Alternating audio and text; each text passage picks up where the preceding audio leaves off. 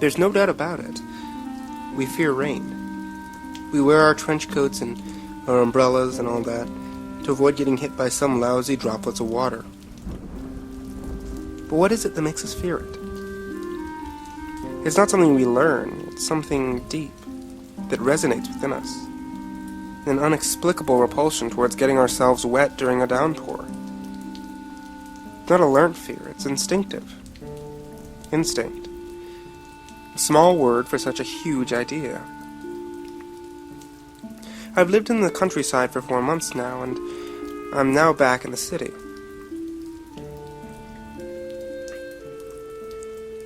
The neighbors used to tell me to nail the windows shut for about 2 or 3 weeks right after I started living there, but it was the beginning of summer, and with all the heat of the sun, I wasn't going to do something as stupid as that. At least, I thought it was stupid. The one that rises just before the rain starts to fall on you. In the city, people will always say it's the smell of watered earth, of dirt getting wet, of bacteria and plants receiving the rain. But the people have never been in the country. They haven't the faintest idea. You see, the cities, the huge metropolis, has not always been there. Mankind has been living in nature for more than it has been living in the cities. That's why we still have the instinct to fear the rain. It's not the smell of earth, dirt, bacteria, plants. It's their smell. They come out in the rain, and they seek to mate. But they cannot hold their own, for they must retreat hastily, as soon as the rain gives in and the water stops. I didn't nail my windows shut, and as soon as the rain came, I started hearing it. Have you ever heard the tiny, almost unnoticeable hum, or high pitch that TVs make when they're turned on? Have you ever felt a pressure on your chest when a low-pitched beat is heard? Those are the things that filled the air. That smell and those moans, high and low thumping moans. It's the smell they follow. I come home a bit wet from the rain. I started hearing those noises sometime after I entered my house. Then the scratching on my door began. I went to check it through the window, and what I saw was horrible.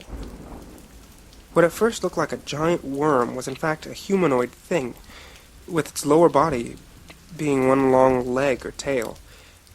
Its small, atrophied arms were strong enough to allow them to crawl, or slither. And its face, it looked like it had been petrified. The only thing that looked like it was in use was its nose.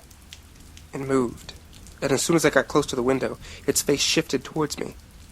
The window was slightly open, and now I know it turned because it could smell me.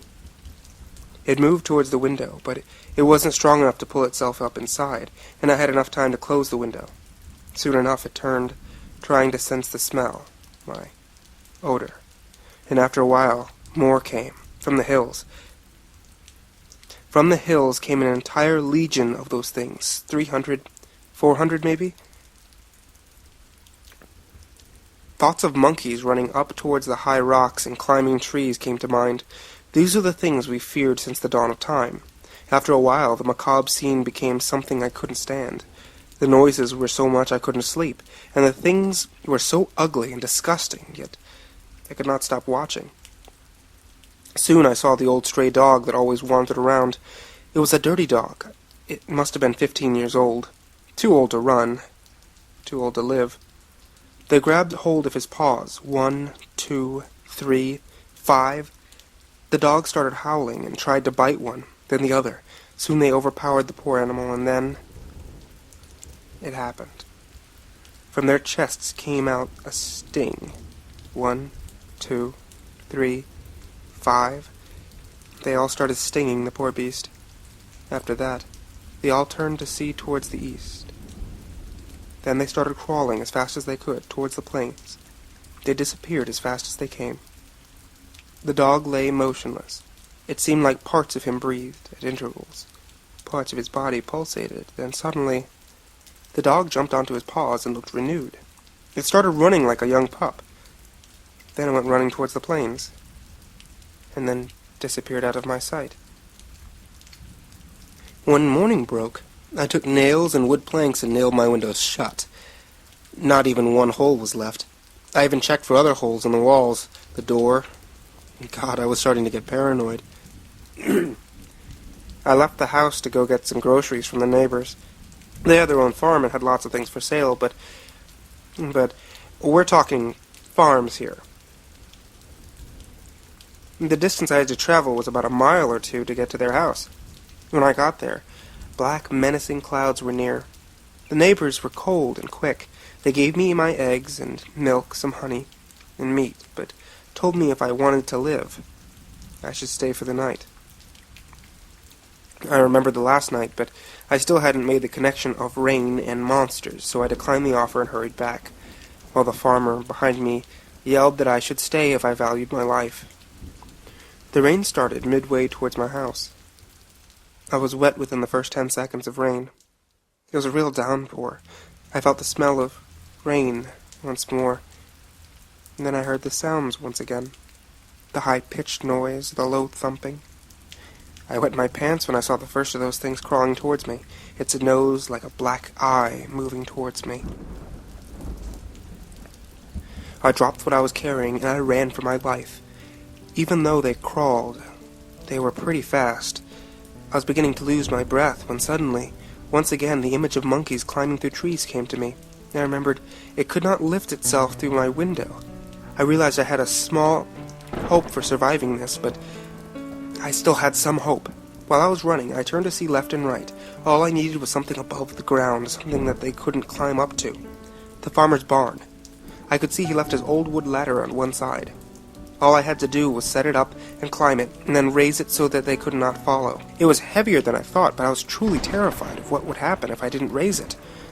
When I had put it in place, one of those things, faster than those of its kind, tried to stab me with its sting. I could see it like it was in slow motion. I grabbed the sting with both hands while the thing kept trying to nail me with it. An egg came out of it. While I tried to keep it away from me, I pushed the thing to the side, and the egg fell to the ground. It started to move and pulsate, but then it stopped. The exterior turned to stone. As soon as that happened, I heard the clamor of other things, stronger and more penetrating than ever. I saw that the one thing which tried to stab me was now writhing like it was in pain. I didn't hesitate for 1 minute. I felt rage within me, so I started to kick it, then stomped its head in. I ran up the ladder, then raised it towards me up onto the barn's roof. I don't know how I managed to, but I fell asleep. The next morning, I was woken by the farmer's wife yelling at me. She kept asking why I was there. I put the ladder and went down and found a little stone ball and the skeleton of a dog with its skull bashed in. Why hadn't I seen these things until now? Why did this happen only in a place like this? It all came to me. The egg, the rain, the smell of wet people. What about those flashes in my mind? Those memories of a time long gone? The people around me. The people around here. The environment around here. It's all very much like the one that was some thousands of years ago. The only thing around here that's changed are the houses. The only new thing. It's the only new thing. And those memories of the past came to me because this thing, it's primal fear. We've been running from the rain and water for so long, even when we're unevolved chimps, we ran from it. And ran from the ground as well. I left that place as quickly as I could. I only spent one more night in those plains. I heard those screams and thumps. This time they came from my house, and my aroma alone. I'd killed one of their eggs. I knew it was because of this. How else could one explain all that ruckus that happened when the infected dog dropped the egg? They beat on the door, they slammed their bodies against it. They kept moaning and scratching, hitting and weeping, smelling my fear. However, the rain stopped quickly, and they ran away. I'm recording this now because I'm scared of them. They came back to the city, but maybe I should have let them take me.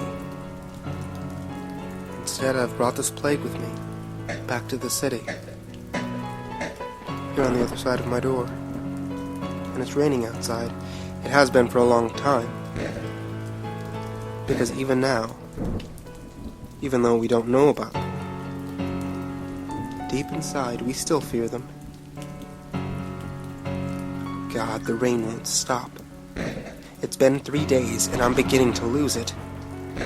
They claw the door, and I don't know how much more of this I will be able to resist. They can smell my feet.